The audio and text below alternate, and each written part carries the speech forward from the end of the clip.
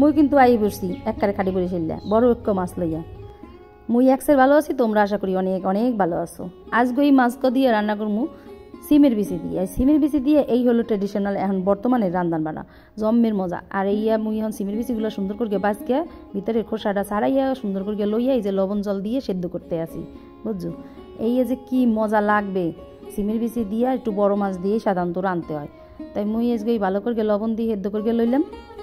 আর এত সুন্দর একটা সিমের বিচি যেটা গন্ধ বাইরেইছে কি কমু, আর এত সুন্দর সেন্ট, বুঝছো? এই সেন্ট আসলে বলবার না। আর এই মাছ দিয়ে রানলে তো আরও সুন্দর একটা ফ্লেভার বাইরে। এই ফ্লেভার দিয়ে যে মজা খাইতে আমি জানি তোমরাও অনেকে পছন্দ করো। তাই মোর লগে কেটা কেটা খাইবে তাড়াতাড়ি আইয়ে পড়ো।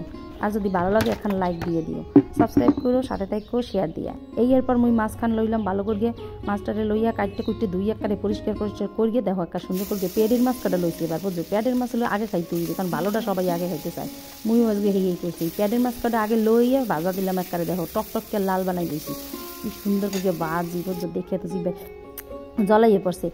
এর পরে এই যে এই সিমের বিচিগুলো ওই যে সেদ্ধ করে লইছিলাম, বুঝছো, ভালো মতো। এরপর মুই একবারে হালাই দিলাম কড়াইয়ের মধ্যে একটু তেল হালাই দিয়ে এর মধ্যে দিয়ে দিলাম পেঁয়াজ রসুন বাড়া।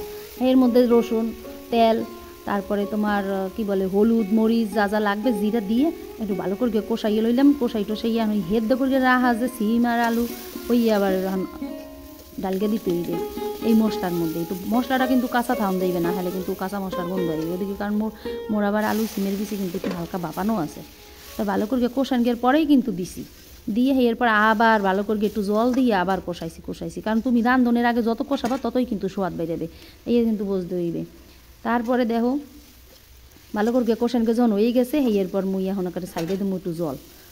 এরপর যে জল খামো এই জল রাখবো, এর বেশি এবার দেবো না, বুঝছো? কারণ কি মোর সিমের বেশি হেদ দেওয়ারা ছিল। এরপরে সে দিয়ে মাছগুলো দিলাম ডালিয়ে। কি সুন্দর দেখায়, দেখো খালি কালারটা। দিয়ে ভাত আর কিছু লাগে, বুঝো? গরম গরম একবারে 2 প্লেট ভাত খাইলাম। এরপরে এই যে শীতের দিনে টমেটো আর ধুনগে পাতা না হলে তো চলেই না। এরপরে টমেটো আর ধুনগে পাতা দিয়ে দিলাম। জিব্বে একবারে জ্বলাইয়ে পড়ছে।